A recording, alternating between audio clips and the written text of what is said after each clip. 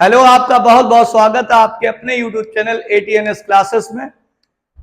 आज हम लोग पढ़ेंगे motion in a straight line. Chapter 2 है 11th की फिजिक्स का। ठीक है, पहला चैप्टर हम लोगों ने यूनिट एंड मेजरमेंट पूरा कंप्लीट किया। अब हम लोग सेकेंड चैप्टर पर आ गए हैं।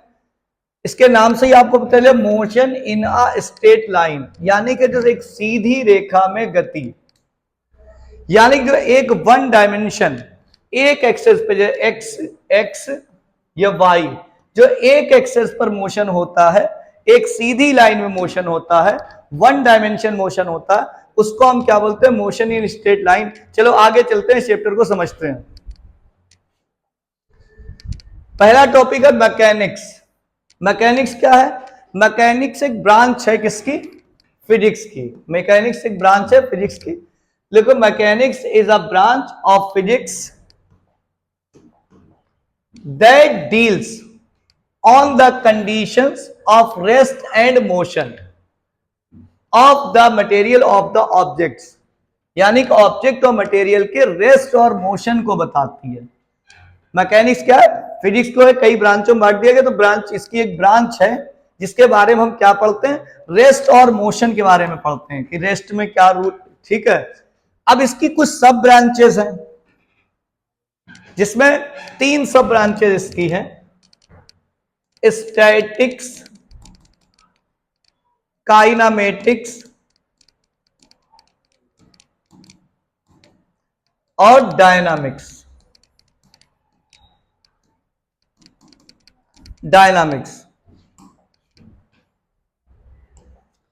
स्टैटिक्स में हम लोग ये पढ़ते हैं कि रेस्ट के बारे में। किसके बारे में पढ़ते हैं? रेस्ट के बारे में, आगे भी बताएंगे। काइनामेटिक्स किस बारे में पढ़ते हैं? Motion without cause. Motion without cause, यानी कि मोशन होगी लेकिन हमें उसके कारण यानी कि रीजन का पता नहीं होगा, खाली हम उसको मोशन को मेजर करेंगे, मोशन क्यों कैसे हो रही। ठीक है, क्यों हो रही है हमें नहीं पता। डायनामिक्स किस में पढ़ते हैं? मोशन विद कॉज, यानी मोशन को भी पढ़ेंगे और उसके कॉज यानी के कारण, रीजन का भी पता लगाएंगे। रेस्ट भैया बच्चे जानते, रेस्ट का मतलब कोई चीज रुकी हुई तो रेस्ट हो गया, ऐसा नहीं है। जैसे अब हम यहां पर खड़े हैं तो ये रेस्ट में है या मोशन में है? तो आप लोग कहेंगे कि रेस्ट में है, आप चल नहीं रहे। लेकिन अगर कोई हमें जाके कहां से देख रहा है? चांद से देख रहा है, तो अर्थ घूम रही, अगर उसने हमें देखा कि चांद से भी हमें देखा, तो अर्थ जब घूम रही तो हम भी मोशन कर रहे हैं, तो इससे हमें पता चला कि हम मोशन में। तो ये रेस्ट का मतलब, रेस्ट कहां से देख रहे हैं, मतलब कहां से कंसीडर कर रहे हैं, कहां से देख रहे हैं। रेस्ट को हम ऑब्जर्व कहां से कर रहे हैं? रेस्ट को कहां से ऑब्जर्व कर रहे हैं? ठीक है, फिलहाल विद रेस्पेक्ट टू पोजीशन, इसमें क्या देखना? Position with respect to its surrounding. अगर कोई टेबल पे पेन रख दिया हमने यहां पर और यहीं से देख रहे हैं तो हमें ये रेस्ट में दिखेगा, लेकिन हम किसी ऐसी जगह से देख रहे हैं जो हम चल रही है तो ये हमें कहेगा मोशन में दिखेगा। ठीक है, जैसे कोई 3 दोस्त जा रहे हैं, 2 दोस्त जा रहे हैं सफर पे, एक सामने बैठा हुआ, तो वो हमें क्या दिख रहा है? रेस्ट में है। लेकिन कोई ठेले वाला बाहर पकौड़ियां बेच रहा है, उसने अंदर देखा तो वो हम दोनों उसको कायम देखेंगे, मोशन में दिखेंगे। लेकिन हम उसको देखेंगे तो ऐसा लगेगा हमें चलता हुआ दिख रहा है वो, लेकिन वो रेस्ट में होगा। तो रेस्ट का मतलब सामने वाला मोशन में या रेस्ट में है? तो सामने वाला तो मोशन में, लेकिन हमें किसको दिख रहा है? रेस्ट में दिख रहा है। तो कुल मिला के ये समझ में आया कि हमें पोजीशन देखना पड़ेगी, कहां पर क्या चीज रेस्ट में है। ठीक है, ये डिपेंड करेगा किस पर? With respect to its surrounding, यानी कि हम उसको देख कहां से रहे हैं। ठीक है, मोशन क्या होगा भैया? An object is said to be motion of its change its position with respect to its surrounding। Motion का भी यही है, कहां से देख रहे हैं? सराउंडिंग। सराउंडिंग पे डिपेंड करेगा कि रेस्ट में या मोशन में। कहीं पर कोई चीज चलती हुई दिखेगी, हो सकता है वो चलती हुई ना हो, मोशन रुकी हुई हो, तो यानी कि मोशन किस पे डिपेंड कर रही है? सराउंडिंग पर। पॉइंट ऑब्जेक्ट, इसको समझते हैं point object. If the position of an object changes by distance much greater than its own size in a responsible duration of time, then the object may be regarded as point object। क्या समझ में आया? कुछ नहीं समझ में आया। अगर कोई चीज, जैसे ये पेन है आपके सामने नजर में, पॉइंट ऑब्जेक्ट है, आप कहेंगे छोटा हो सकता पॉइंट ऑब्जेक्ट हो। पॉइंट ऑब्जेक्ट का मतलब होता है छोटी बिल्कुल पॉइंट की तरह चीज, पॉइंट ऑब्जेक्ट। लेकिन न्यूटन ने ये कहा था, आप लोग आगे पढ़ेंगे ग्रेविटेशन में, कि ग्रेविटेशन लॉ जो दिया न्यूटन ने वो पॉइंट्स ऑब्जेक्ट पे काम करेगा, लेकिन वो लगा किस पे दिया? अर्थ पे, चांद पे, सूरज पे, तारों पे। तो ये सन हमारी अर्थ है जो क्या पॉइंट ऑब्जेक्ट है? अर्थ तो बहुत बड़ी है, लेकिन अर्थ पॉइंट ऑब्जेक्ट होगी कब होगी? जब वो सन से कंपैरिजन उसका करेंगे और उसकी डिस्टेंस क्या होगी, वहां पर बहुत ज्यादा होगी, तो अर्थ पॉइंट ऑब्जेक्ट, सन के रेस्पेक्ट में, डिस्टेंस के रेस्पेक्ट में अर्थ क्या होगी? पॉइंट ऑब्जेक्ट हो जाएगी। लेकिन अगर कोई दो चीजें पॉइंट हैं और पास में, तो पॉइंट ऑब्जेक्ट कहलाएंगे। अगर दो चीजें क्या है, उनके बीच की डिस्टेंस इतनी ज्यादा है, जैसे ट्रेन खड़ी है, क्या खड़ी, इसमें एक एग्जाम्पल लिखे हुए कि earth can be regarded as point object for studying its motion around the sun. अगर अर्थ जो है सन के अराउंड मोशन कर रही है तो वो क्या कहलाएगी? पॉइंट ऑब्जेक्ट कहलाएगी। ठीक है। आज ट्रेन तो काफी लंबी होती है, ट्रेन पॉइंट ऑब्जेक्ट होगी, लेकिन अगर पॉइंट ऑब्जेक्ट है, तुम लोग ये तो पॉइंट ऑब्जेक्ट है, ये तो बहुत बड़ी है, लेकिन उसको हम बहुत दूर से देख रहे हैं। जैसे यहाँ है शाहजहांपुर में, दिल्ली से हम उसको देख रहे हैं ट्रेन को, ठीक है, तो उसके हिसाब से 350 किलोमीटर दूरी होगी, तो क्या हो जाएगा? पॉइंट ऑब्जेक्ट, यानी ट्रेन का काम करेगी पॉइंट ऑब्जेक्ट का। ये एग्जांपल लिखा है, train under a journey of a several 100 kilometre, इसमें कितना लिया? 100 kilometre, can be regarded as a point object. तो वो किसका काम करेगी? पॉइंट ऑब्जेक्ट का काम करेगी। Next, motion in a 1, 2 and 3 dimension. तो हम लोग पढ़ते हैं मोशन इन डायमेंशन, ये तो चैप्टर ही शुरू में बताया था, मोशन इन 1 डायमेंशन, यानी कि स्ट्रेट लाइन में जो मोशन होता है 1 डायमेंशन होता है। जो एक एक्स एक्सिस पे मोशन होता है वो क्या कहलाता है? Motion in 1 dimension. एक्स पे हो, वाई पर हो, या एक सीधी लाइन में मोशन होता है, वो क्या कहलाता है? 1 डायमेंशन कहलाता है। इसके कोऑर्डिनेट जो होते हैं वो एक ही डायरेक्शन में मिलते हैं, यानी एक्स हो सकता है, या वाई हो सकता है, या फिर जेड हो सकता है। देखो पढ़ते हैं, the motion of an object is said to be 1 dimensional, यानी मोशन कैसी होगी? 1 डायमेंशनल होगी। ठीक है। Only one of the 3 coordinates, यानी 3 कोऑर्डिनेट्स में से केवल एक कोऑर्डिनेट होना चाहिए। Specifying the position of object can changes with time, here the object moves along a straight line. किसमें मोशन होना चाहिए? स्ट्रेट लाइन में। This motion is also called rectilinear. इसकी मोशन क्या कहेगी? रेक्टिलिनियर, यानी कि एक लाइन की मोशन क्या कहलाएगी? 1 डायमेंशन, या फिर इसको लीनियर मोशन भी कहते हैं। क्या बोलते हैं इसको? या फिर लीनियर मोशन भी बोलेंगे।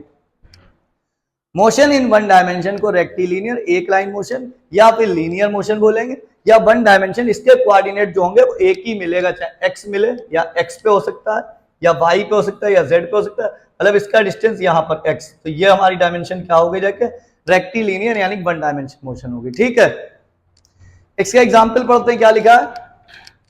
ये सब पहले से इसलिए लिख दिया गया कि आप लोगों का टाइम बच सके।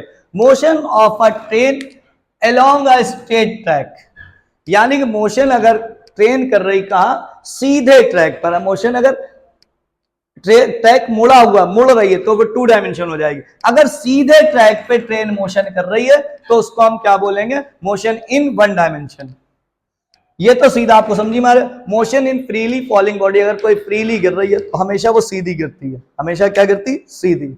यानी कि motion of a freely falling body, यानी कोई चीज अगर फ्री गिर रही है तो ग्रेविटी की वजह से बिल्कुल स्ट्रेट गिरती है, तो उसकी मोशन कहलाती मोशन इन 1 डायमेंशन। चलो देखते हैं मोशन इन 2 डायमेंशन। 2 डायमेंशन समझ में आ गया क्या होता है? जिसकी डायमेंशन या 2 डायमेंशन, एक 2 डायरेक्शन में मोशन करेगा। भैया 2 डायरेक्शन में कैसे मोशन करेगा? अरे इस मार्कर को लिया हमने, ऐसे करके फेंक दिया, आगे पढ़ो प्रोजेक्टाइल मोशन, तो वो ऐसे करके मोशन बनाएगा तुम्हारा जूम, या हेलीकॉप्टर की मोशन जूम। तो समझ में आ रहा है? तो जब ये उड़ रहा है जूम, तो आगे जा रहे हैं ऊपर जा रहे हैं? भैया गौर से देखो, जूम, आगे जा रहे हैं ऊपर जा रहे हैं। तो उस टाइम पे यहां पर कोई ऑब्जेक्ट है यू वेलोसिटी फेंका गया, तो भैया इसके ऊपर क्या लगेगा? 2 फोर्स लग रहे हैं। इसके ऊपर क्या हो रहा है? 2, यानी कि ये आगे भी जा रहा है और ऊपर भी जा रहा है, यानी कि एक्स में भी जा रहा है और वाई में भी जा रहा है। तो इसके अगर कोऑर्डिनेट यहां पर निकालेंगे तो एक्स वाई कहलाएगा। क्या कहलाएगा? X y. तो वही इसके दो कंपोनेंट तोड़ लिया थे, वो आगे पढ़ेंगे अगले चैप्टर में।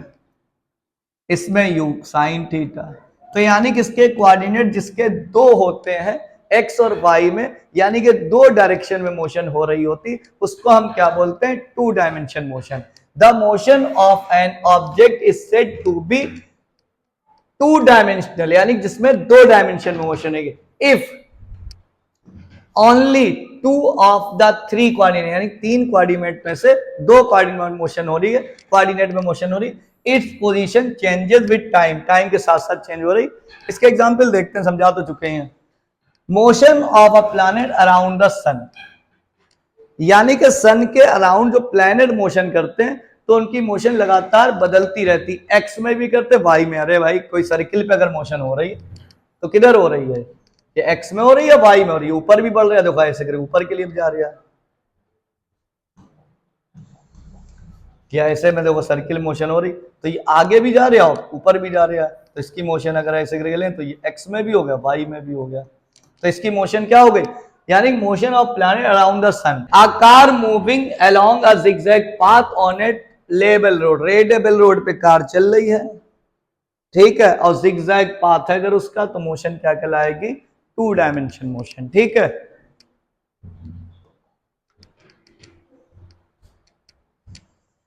Three dimension motion. Three dimension motion क्या होती है? जो तीन पाथ पे एक साथ मोशन करे, तीन तरफ, यानी कि एक्स वाई जेड तीनों में मोशन करे, एक्स वाई और जेड तीनों कोऑर्डिनेट में मोशन करे। तो इसका एग्जांपल देखते हैं, तो इसको बोलेंगे three dimensional motion. A kite fly on the binding gate, यानी काइट जो पतंग उड़ती भैया, हम उसका उच्चुक लेते हैं, पीछे के लिए भी आते हैं और कभी कभी यूं यूं उड़ जाती, तो एक्स वाई में भी है और पीछे के लिए भी आ रही, तो यानी कि तीनों एक्स वाई जेड तीनों में उसकी मोशन हो रही, तो क्या हो गया?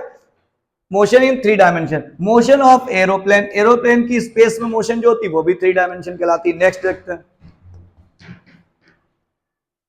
Distance and displacement.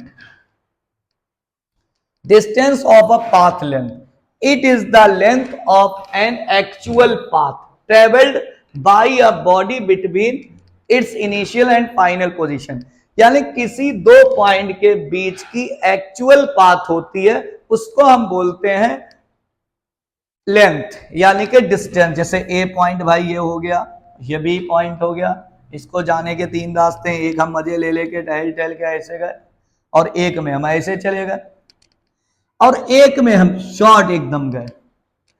तो ये दोनों रास्ते फिलहाल तीनों ही डिस्टेंस होंगे। जो शॉर्टेस्ट डिस्टेंस होती है उसमें डायरेक्शन अगर बिल्कुल सीधे जाना है तो वो हमारा डिस्प्लेसमेंट हो जाता है।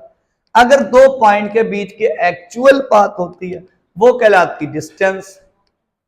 जैसे ही हमारा घर है, होम माई होम, और ये मिठाई वाले की दुकान है, मिठाई वाला, अब यहां जाना, पहले इधर गली गई, फिर इधर गई, फिर इधर गई, फिर इधर गई, तो पूरी जो लेंथ नापेंगे तो इसको हम क्या बोलेंगे? डिस्टेंस। और जो दो पॉइंट के बीच की शॉर्टेस्ट डिस्टेंस होगी उसको हम बोल देंगे डिस्प्लेसमेंट।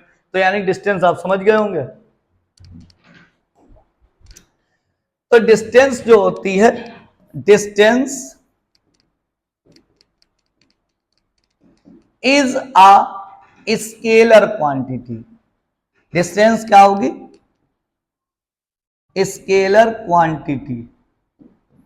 डिस्टेंस में खाली मैग्नीट्यूड होता है, इसमें डायरेक्शन नहीं होती है, तो इसलिए डिस्टेंस जो होती है वो स्केलर क्वांटिटी होगी। ठीक है, और डिस्टेंस का यूनिट होता है एसआई यूनिट, मीटर पर सेकेंड, और डायमेंशन होती है इसकी LT-1।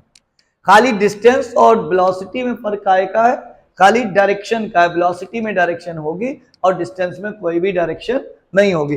दो पॉइंट के बीच की एक्चुअल लेंथ होती उसी को हम क्या बोलते हैं? डिस्टेंस बोलते हैं। ठीक है, ठीक है। Distance covered is always positive और जीरो। डिस्टेंस जो कवर करेंगे वो पॉजिटिव होगी या फिर जीरो होगी। जैसे हमने यहाँ पर खड़े हुए कोई डिस्टेंस कवर ही नहीं करी तो जीरो हो गई, लेकिन अगर हम कवर करेंगे तो वो क्या होगा? ऑलवेज पॉजिटिव होगी, वो कभी भी निगेटिव नहीं होगी। अब देखते हैं displacement. The displacement of an object is the change of position of an object is fixed direction, is fix direction, यानी डिस्टेंस क्या कह रहा है, फिक्स डायरेक्शन। या फिर दो पॉइंट के बीच की शॉर्टेस्ट डिस्टेंस को हम क्या बोलते हैं, जैसे ये हमारा घर है, होम, और ये हमारी कोचिंग है, ATNS, ठीक, इसको हमें जाना है। तो कभी हमें इधर से गए, फिर इधर रास्ता पड़े, फिर इधर पड़े, फिर इधर पड़े, फिर इधर, फिर इधर, फिर इधर, यहां पहुंच पाएंगे। तो पूरी डिस्टेंस जो कवर करेंगे उसको हम, एक्चुअल पाथ को हम क्या बोलेंगे, डिस्टेंस। क्या बोलेंगे, डिस्टेंस। लेकिन दो पॉइंट के बीच की जो शॉर्टेस्ट डिस्टेंस लेंगे तो वो क्या कहलाएगा, डिस्प्लेसमेंट। दो पॉइंट के बीच की शॉर्टेस्ट डिस्टेंस कहलाती है डिस्प्लेसमेंट। डिस्प्लेसमेंट में भी पॉजिटिव, निगेटिव और जीरो। डिस्प्लेसमेंट पॉजिटिव भी हो सकता है, निगेटिव भी हो सकता है और जीरो हो सकता है। यानी डिस्प्लेसमेंट, डिस्टेंस का मतलब होता है कहां तक चला, और डिस्प्लेसमेंट का मतलब कहां पहुंचा। जैसे हम यहां पर से चले, जू जू जू जू जू जू जू जू जू जू जू जू, अब सर्किल बनाते हुए लौट के, सही सर्किल नहीं बना, थोड़ा सा ना, सर्किल बनाते हुए लौट के उसी पॉइंट पर वापस आ गए। तो इसमें दो क्वेश्चन है कि डिस्प्लेसमेंट कितना हुआ,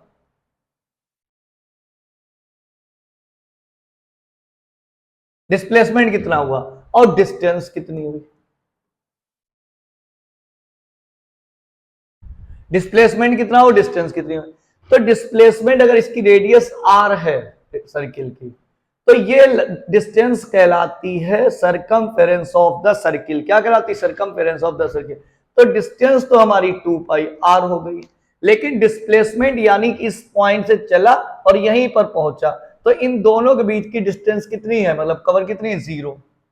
तो समझ में आ गया, यानी लास्ट में जहां पर पॉइंट होगा उसके बीच की डिस्टेंस को हम क्या बोलेंगे, डिस्प्लेसमेंट बोलेंगे। यानी कि दो पॉइंट के बीच की जो शॉर्टेस्ट डिस्टेंस होगी उसको हम क्या बोलेंगे, डिस्प्लेसमेंट बोलेंगे। जैसे ये मार्कर है, हमने इसको फेंका, 4 मीटर ऊपर गया, 4 मीटर नीचे आ गया।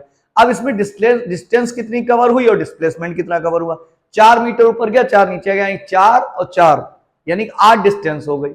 लेकिन 4 और फिर जब लौट के आएगा तो डायरेक्शन चेंज हो गई, यानी -4। तो कितना हुआ, 4 और नीचे आया -4, तो कितना हुआ, जबकि डिस्प्लेसमेंट 0। समझ गए होंगे। यानी डिस्टेंस जो होगा, अगर यहां पर हमसे कोई चीज मंगाई गई, भैया यहां पर चले जाओ, मिठाई ले आओ, जाके मेहमान आ गए, ठीक है, यहां हम 4 मीटर की दूरी पर गए, ठीक है, अब फिर हमें समोसे भी लेना थे, तो 5 मीटर की दूरी डिस्टेंस पर वापस आ गया। अब इस पॉइंट पर है तो डिस्प्लेसमेंट कितना हुआ जाके, तो डिस्प्लेसमेंट 4 तो हम पॉजिटिव में गए, ठीक है, और जब माइनस में 5 आए तो डिस्प्लेसमेंट हो गया हमारा -1। यानी कि डिस्प्लेसमेंट 0 भी हो सकता है, पॉजिटिव भी हो सकता है और निगेटिव भी हो सकता है। The SI unit of displacement is metre. SI unit क्या होती है डिस्प्लेसमेंट की, metre. Characteristics of displacement: the displacement of an object can be positive, negative और जीरो, ये भी समझा चुके हैं, ठीक है। क्या होगा, डिस्प्लेसमेंट कभी पॉजिटिव होगा, जैसे यहां पर देखिएगा, ए पॉइंट पर है, ये डिस्टेंस 3 है और ये डिस्टेंस 4 है, तो हमारा इस पॉइंट से यानी ए पॉइंट से और बी पॉइंट तक का डिस्प्लेसमेंट कितना होगा। अरे भैया 4 और 3 कितने होते, 7, नाना तो क्या हो जाएंगे, 5। कि इसको पाइथागोरस थ्योरम से हम सॉल्व कर लेंगे, 3 हो गए, ये 4 हो गए, तो ये 5 होगा, तो यानी कि 5 आया जाके। ऐसे ही अगर एक डिस्प्लेसमेंट यहां पर तक का 3 है और यहां तक का 4 है, ठीक है, तो पूरा यहां से अभी ट्रायंगल ऑफ एडिशन पढ़ेंगे तो पूरे इस पॉइंट से शुरू से और यहां तक पूरा कवर करते हैं, तो ये पूरी डिस्टेंस कितनी हो, डिस्प्लेसमेंट कितना होगा, 7।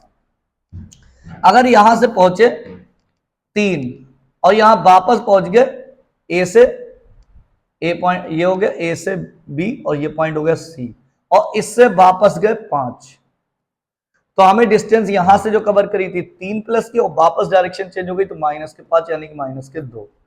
तो कुल मिलाके डिस्प्लेसमेंट पॉजिटिव हो सकता है, 0 हो सकता है, और एग्जाम्पल अभी बताया कि अगर लौट के हम उसी पॉइंट पर वापस आएंगे सर्किल में तो डिस्प्लेसमेंट हमारा हो जाएगा 0, ठीक है। ये उम्मीद है क्लियर हो गया होगा। आगे चलते हैं, अब पढ़ते हैं स्पीड, इसके आगे पढ़ेंगे वेलोसिटी। स्पीड और वेलोसिटी में केवल डायरेक्शन का फर्क है, बाकी सब लगभग सब सेम है। तो समझते हैं, the rate of change of position of an object with time any direction, इस बात को नोट करें, क्या करें, एनी डायरेक्शन, क्या करें, the rate of change, rate of change का मतलब होता है टाइम के साथ साथ चेंज, रेट ऑफ चेंज का मतलब क्या होता है, टाइम के साथ साथ चेंज, पोजीशन में विद टाइम के साथ साथ एनी डायरेक्शन, कोई फिक्स डायरेक्शन नहीं, किधर भी डायरेक्शन चले, इज कॉल्ड स्पीड, क्या कहते हैं, स्पीड कहते हैं। तो स्पीड का फार्मूला आप लोग जानते हैं, speed equals to distance travels upon time taken, यानी कितनी डिस्टेंस कुल कवर करी और कितना टाइम लगा। Speed has only magnitude, speed में क्या होता है, हमारे पास खाली मैग्नीट्यूड होता और डायरेक्शन नहीं होती, so it is a vector quantity, scalar quantity, so it is a scalar quantity. Distance travelled by an object in either positive और जीरो, डिस्टेंस की डायरेक्शन होती नहीं, तो या तो ये पॉजिटिव चलेगा या फिर चलेगा नहीं तो जीरो हो जाएगा, अगर रेस्ट में तो जीरो हो गया, अगर चलेगा तो क्या होगा, पॉजिटिव हो जाएगा, कभी भी ये निगेटिव नहीं होता। एसआई यूनिट ऑफ स्पीड होती है मीटर पर सेकेंड और डायमेंशन होती है LT-1। Different types of speed, uniform speed, an object is said to be moving with uniform speed, it covers equal interval of time, यानी कि अगर इक्वल डिस्टेंस इक्वल टाइम में कवर कर रहा है, यहां 10 मीटर की डिस्टेंस है और 2 सेकंड में कवर कर रहा है, यहां भी 10 मीटर की डिस्टेंस है और 2 सेकंड में कवर कर रहा है, इक्वल टाइम में इक्वल डिस्टेंस कवर करेंगे तो उसको हम क्या बोलेंगे, यूनिफॉर्म स्पीड, यानी सेम स्पीड से अगर चल रहा है, ठीक है। वेरिएबल स्पीड, जो स्पीड लगातार चेंज हो रही हो, an object is said to be moving with a variable speed, it covers unequal distance in equal intervals of time, यानी जो डिस्टेंस लगातार चेंज, जैसे हम बाइक चलाते हैं तो कभी तेज होती, कभी हल्की होती, कभी स्लो हो जाती, तो डिस्टेंस लगातार चेंज होती रहती, तो उसको हम क्या बोलते हैं, वेरिएबल स्पीड, इसको हम क्या कहेंगे, इक्वल डिस्टेंस अनइक्वल टाइम या अनइक्वल टाइम अनइक्वल डिस्टेंस, तो उसको हम क्या बोलेंगे, variable speed. Average speed,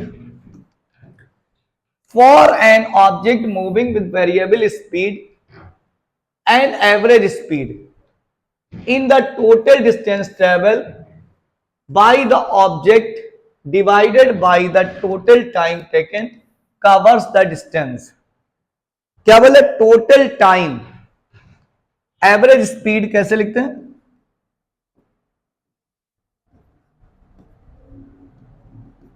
total time, total distance upon total time,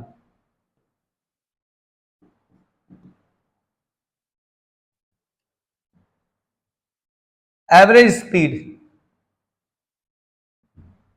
तो एवरेज स्पीड इक्वल्स टू, देखो भैया, अगर ये पॉइंट एक ए हो गया और एक पॉइंट क्या हो गया, ये बी हो गया, यहां पर हमने मान ली डिस्टेंस हमारी थी x1 और यहां पर डिस्टेंस हो गई x2 और यहां पर टाइम था t1 और यहां पर टाइम हो गया t2, तो टोटल डिस्टेंस अगर कवर करेंगे तो बाद वाले पॉइंट में से पहले वाले को सब्ट्रैक्ट करेंगे, यानी कि x2 माइनस x1, यहां पर भी ऐसे निकालेंगे, बाद वाले पॉइंट में से पहले वाले को सब्ट्रैक्ट करेंगे, t2 माइनस t1, यही फार्मूला हो गया किसका, एवरेज स्पीड, यानी total distance upon total time, इसको चेंज को डेल्टा से भी डिनोट करते हैं, delta x upon delta t, तो ये हमारा फार्मूला किसका, एवरेज स्पीड का, तो इसको नोट कर लीजिए, आगे क्वेश्चन में आपके काम आएगा।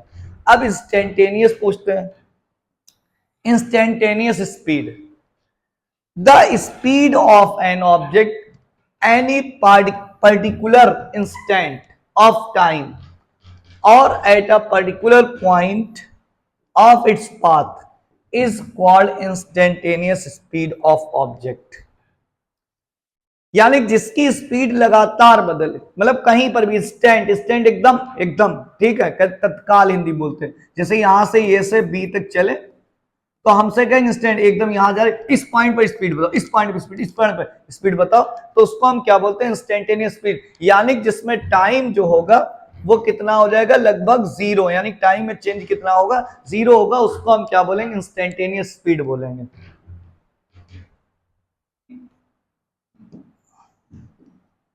एवरेज स्पीड हमारी थी delta x upon delta T. ठीक है, अब इंस्टेंटेनियस स्पीड में हम क्या लेते हैं, लिमिट ले लेते हैं। इंस्टेंटेनियस स्पीड में हम क्या लेते हैं, लिमिट ले लेते हैं। Limit delta t tends to zero, limit क्या लेंगे, delta t tends to zero. तो del x by del t, जैसे ही डेल्टा में लिमिट लगाएंगे ये बन जाएगा हमारा क्या, dx by D T. Limit लगाएंगे क्या बन जाएगा, dx बाई डी टी। ये फार्मूला हम यूज करेंगे किसमें, इंस्टेंटेनियस के स्पीड में। ये डिफरेंशिएट का फार्मूला होता है। ठीक है, जब क्वेश्चन सॉल्व होंगे तब समझ में आएगा। तो इंस्टेंटेनियस स्पीड क्या होती है, जो हम बाइक चलाते हैं उसमें जो मीटर लगा होता है उसको बोलते हैं स्पीडोमीटर। उसकी स्पीड जो है वो भी कहलाती, क्या कहलाती है, इंस्टेंटेनियस स्पीड। क्या कहलाती है, स्पीड, इंस्टेंटेनियस स्पीड। स्पीडोमीटर की स्पीड जो होती है वो इंस्टेंटेनियस स्पीड होती है। अब वेलोसिटी पे आ जाएंगे। The rate of change of position of an object with time in given direction, कह सकते हैं गिवन डायरेक्शन या फिर fix direction, is called its velocity. मतलब जो था स्पीड हम लोग पढ़ रहे थे उसी में अगर डायरेक्शन ऐड कर देंगे, उसको एनी डायरेक्शन से क्या कर देंगे, फिक्स डायरेक्शन कर देंगे, तो वही बन जाएगी वेलोसिटी। और वेलोसिटी का फार्मूला होता है डिस्प्लेसमेंट अपॉन टाइम। स्पीड का क्या होता है, डिस्टेंस अपॉन टाइम। वेलोसिटी का क्या होगा, displacement upon time. Unit dimension सब सेम है, मीटर पर सेकंड, और ये डायमेंशन हो गई। ठीक है, बस इसमें खेल काय का है, डायरेक्शन का है। डायरेक्शन कैसी होना चाहिए, फिक्स होना चाहिए। अगर डायरेक्शन फिक्स है तो वही वेलोसिटी हो जाएगी। वेलोसिटी भी के type and different types of velocity, जो अभी समझा चुके सारा। Uniform velocity, a body is said to be moving with uniform velocity, it is covers equal displacement in equal intervals of time. यानी इक्वल डिस्प्लेसमेंट कवर करेगा किसमें, equal time interval में। ये समझ चुके हैं, आगे तो जल्दी चलते हैं इसमें। वेरिएबल स्पीड क्या होगी, जब इस पे वेरिएबल वेलोसिटी क्या होगी, जब वेलोसिटी लगातार चेंज होती रहेगी। अनइक्वल टाइम में अनइक्वल डिस्टेंस कवर करेगा, अनइक्वल टाइम में इक्वल डिस्टेंस कवर करेगा, तो क्या होगा, वेरिएबल वेलोसिटी होगा। A body is said to be moving with variable velocity if either its speed changes or direction, मतलब उसकी अगर या तो स्पीड चेंज हो रही है या फिर उसकी डायरेक्शन, स्पीड सेम है, जैसे कोई चीज सर्कुलर पाथ पर मोशन कर रही है और उसकी स्पीड सेम है, 5 मीटर पर सेकंड से घूम रही है, लेकिन उसकी इस पॉइंट पर डायरेक्शन जो होगी ये होगी, इस पॉइंट पर डायरेक्शन ये होगी, इस पॉइंट पर डायरेक्शन ये होगी, इस पॉइंट पर डायरेक्शन ये होगी, तो उसकी डायरेक्शन जो है वो लगातार बदल रही। वही बता रहा है कि या तो स्पीड चेंज हो और या फिर स्पीड नहीं चेंज हो रही, तो डायरेक्शन अगर चेंज हो रही है तो उसको हम क्या बोलेंगे, वेरिएबल वेलोसिटी। क्या बोलेंगे, वेरिएबल वेलोसिटी। तो इसमें जब यूनिफॉर्म स्पीड होती है लेकिन उसकी सर्कुलर मोशन में डायरेक्शन लगातार चेंज होती रहती है, तो उसकी वेलोसिटी भी चेंज होती रहती है, तो इसको हम बोलते हैं variable velocity. Average velocity, for an object moving with variable velocity, average velocity is defined as the ratio its total displacement. इसको ध्यान रखें, total displacement and total time. Total displacement और टोटल टाइम के रेशियो को हम क्या बोलते हैं, एवरेज वेलोसिटी बोलते हैं।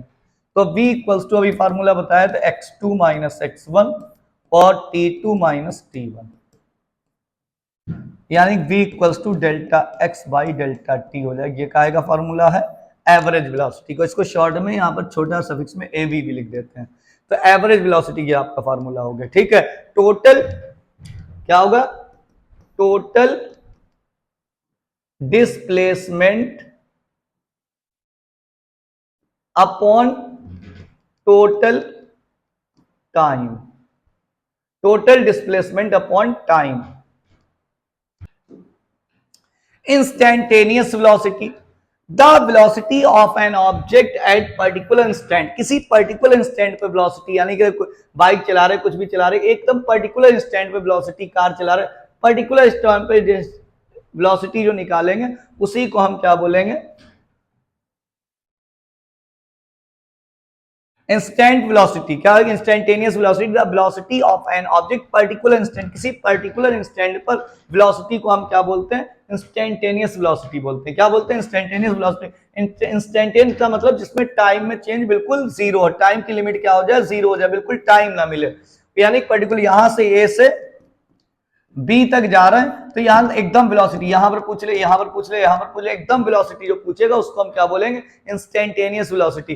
तो इसमें क्या करते हैं? टाइम जो होता है, टाइम में चेंज, यानी टाइम की लिमिट जो होती है वो जीरो कर देते हैं। Limit del t tends to zero, del x by del t. Average कैसे निकालेंगे? जैसे ए पॉइंट ये आपका हो गया, ये बी पॉइंट हो गया, तो इसमें टोटल डिस्टेंस लेंगे। x1 है, x2, तो टोटल डिस्टेंस यानी कि x2 में से यहां पर 3 मीटर किलोमीटर पे थे, 5 किलोमीटर पे आ गए, तो टोटल डिस्टेंस कितनी कवर की? 5 में से 3 गया 2। और इसमें टाइम मान लिया 10 मिनट लग गए आपको, ठीक है। तो total distance upon total time, यानी total displacement upon total time को एवरेज वेलोसिटी कह दें।